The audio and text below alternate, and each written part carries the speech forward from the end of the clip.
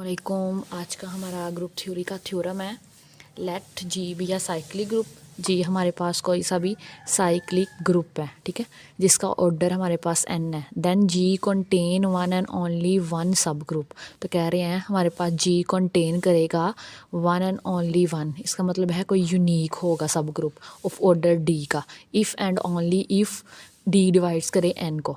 Theorem की statement हमें ये बता रही है कि जी हमारे पास कोई साइक्लिक ग्रुप है, ठीक है, हमारे पास एक साइक्लिक ग्रुप है जिसका ऑर्डर n है और g कंटेन करेगा अपने अंदर एक यूनिक सब ग्रुप जिसका ऑर्डर क्या होगा, d होगा। और ये सिर्फ तब होगा जब वो जो ऑर्डर सब ग्रुप का जो ऑर्डर है वो डिवाइड करेगा ग्रुप के ऑर्डर को, ठीक है। ये हमारे पास थ्योरम की स्टेटमेंट है। अब एक चीज़ को लेके if and only if he condition है तो एक कंडीशन को लेके सेकंड वाली प्रूव करेंगे, फिर सेकंड को लेके फर्स्ट वाली प्रूव करेंगे। तो उसके लिए हम लेट कर लेते हैं कि जी हमारे पास क्या है, एक साइक्लिक ग्रुप है जिसका ऑर्डर n है और ये सपोज कर लेते हैं डी डिवाइड कर रहा है एन को, ठीक है। ये सपोज कर लिया तो ये प्रूव करेंगे हमारे पास एक यूनिक सब ग्रुप पाया जा रहा है जिसका ऑर्डर क्या है, डी है, ठीक है।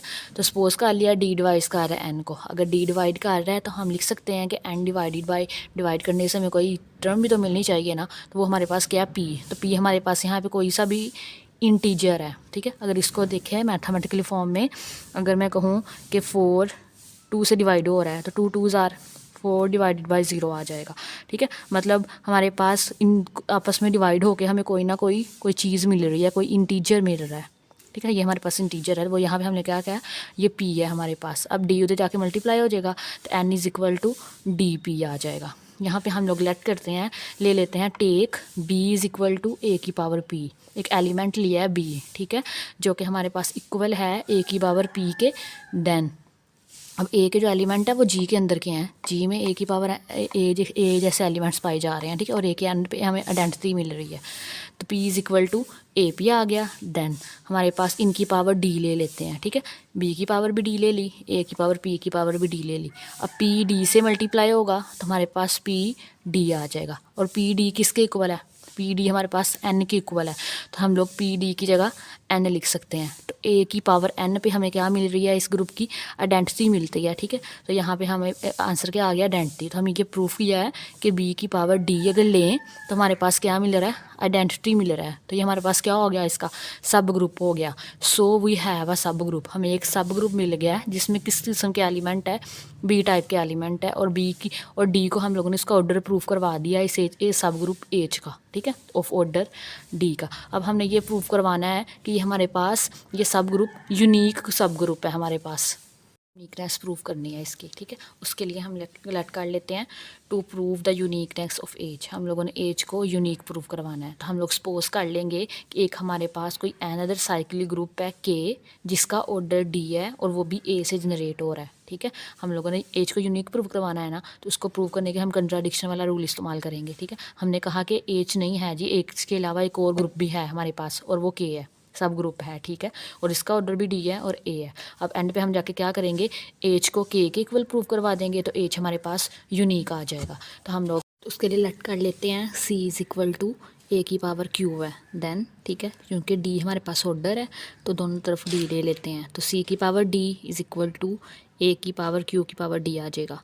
अब डी क्यू से मल्टीप्लाई होके आ जाएगा हमारे पास डी क्यू। तो हमारे पास वो कह रहे हैं वो आइडेंटिटी के इक्वल आ जाएगा, ठीक है। अब क्यों आइडेंटिटी के इक्वल आएगा, उसके लिए so we must have D Q को क्या होना चाहिए, एन होना चाहिए।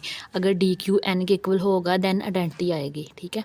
अगर D Q is equal to N है तो implies Q is equal to करेगा एन डिवाइड कर रहा है, डी डिवाइड कर रहा है एन को, ठीक है। लेकिन हमने पीछे क्या कहा हुआ है कि एन ओवर डी हमारे पास पी के इक्वल है, ठीक है। इस चीज़ से हमने इक्वेशन नंबर 1 का नाम दिया था।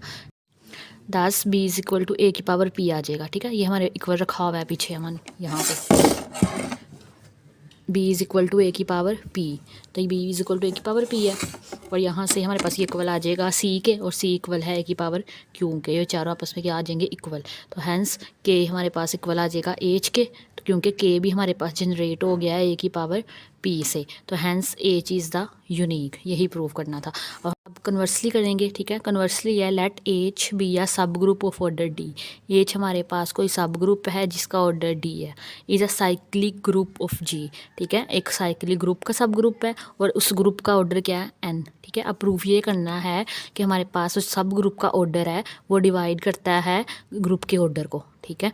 तो हम उसके लिए हमने लेट कर लिया कि एच हमारे पास एक सब ग्रुप है जिसका ऑर्डर डी है, और सब ग्रुप हमारे पास कोई साइक्लिक ग्रुप है जी, और उस ग्रुप का ऑर्डर क्या है, एन है। तो हमारे पास यहाँ पे एक थ्योरम है लैग्रांज थ्योरम। इसकी डेफिनेशन हमारे पास होती है दी ऑर्डर ऑफ एनी सब group,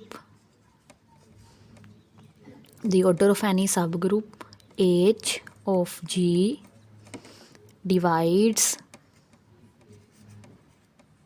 the order of G, the order of G। Lagrange theorem हमें ये कहता है अगर कोई सब ग्रुप है हमारे पास, ठीक है, H, और उसका जो ऑर्डर होगा वो हमेशा डिवाइड करेगा ग्रुप के ऑर्डर को, ठीक है, जिसका वो सब ग्रुप होगा। तो अकॉर्डिंग टू दिस थ्योरम हमारे पास ऑर्डर ऑफ H डिवाइड करेगा ऑर्डर ऑफ G को। ऑर्डर ऑफ H हमारे पास D है और ये N है, तो D डिवाइड कर रहा है N को, ठीक है। ये हमारे पास थ्योरम था। एक दफ़ा देख लेते हैं सारा थ्योरम